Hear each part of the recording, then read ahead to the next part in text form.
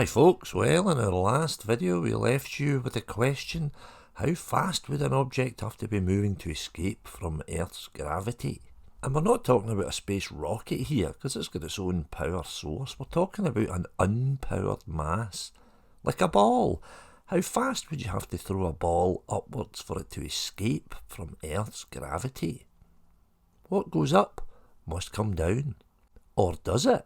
Could we throw a ball fast enough so that it could go up in the air and not come back down again? And if we could, what would be the ball's required escape velocity? Well, we can derive a relationship for escape velocity. That's the initial velocity that an object must have such that its kinetic energy when it reaches infinity is zero. And there's that zero and infinity again. And this will also be where its gravitational potential energy is zero at infinity. And we can write this mathematically like this. The kinetic energy plus the potential energy will be equal to zero.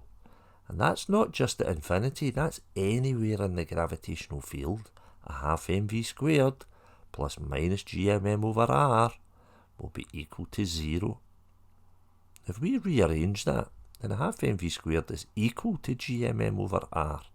And then we can cancel out the wee m's and then rearrange it so that v squared equals 2gm over r. And then square rooting both sides, then the escape velocity v is equal to square root of 2gm over r. And that relationship is on your relationship sheet. So the escape velocity at the Earth's surface then will be equal to the square root of 2 times big G, that's 6.67 times 10 to the minus 11, times the mass of the Earth divided by the radius of the Earth. All that data, remember, is on your data sheet. And that gives you an escape velocity at the Earth's surface of 11,000 metres per second, rounded to two significant figures. That's 11 kilometres per second. And remember, this is for an unpowered mass. This is not for a space rocket that's got its own propulsion system. This applies to any object that's thrown up with that initial velocity. And the escape velocity of the moon is much smaller than that. If you work it out using your data on your data sheet, it's about 2.4 kilometres per second. But things become really weird when we go to massive stars and massive escape velocities. We've got the strange case of the dark stars.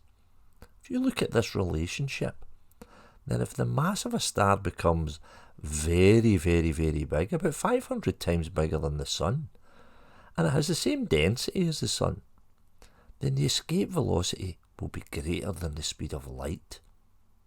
And this was thought of in the 1700s by two scientists, John Michel and Pierre-Simon Laplace. They were the first guys to come up with this idea of black holes, or dark stars as they called them.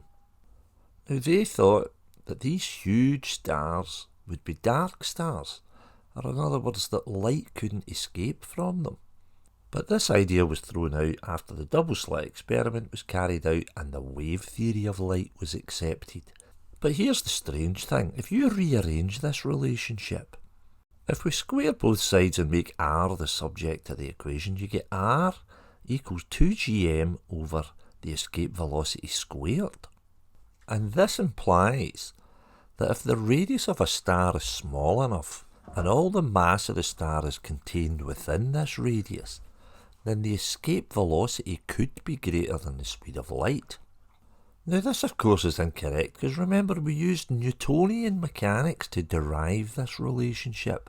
We used the idea of energy conservation, and that a mass would lose kinetic energy as it gains potential energy as it approaches infinity, where the gravitational potential is zero. And this idea that light could slow down was thrown out when James Clerk Maxwell discovered that the speed of light was a constant. And then along came Einstein and a guy called Karl Schwarzschild. Now Karl Schwarzschild found a solution to Einstein's equations for general relativity. And his solution looks like this. See the similarity? There's the Newtonian relationship with escape velocity in it. And if we replace the escape velocity with the speed of light, then we have a relationship that is identical to the Schwarzschild relationship.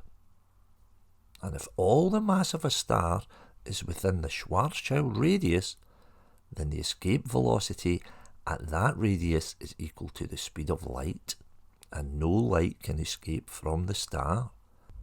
Now remember, this is a general relativity solution. This is not a Newtonian solution. And the Schwarzschild radius is the distance from the centre of a black hole to its event horizon. And we've only really seen the first pictures of a black hole since 2017. And finally, any object. You can work out the Schwarzschild radius of any object. For example, the Schwarzschild radius of the Sun. All you have to do is sub in the mass of the Sun and the speed of light squared.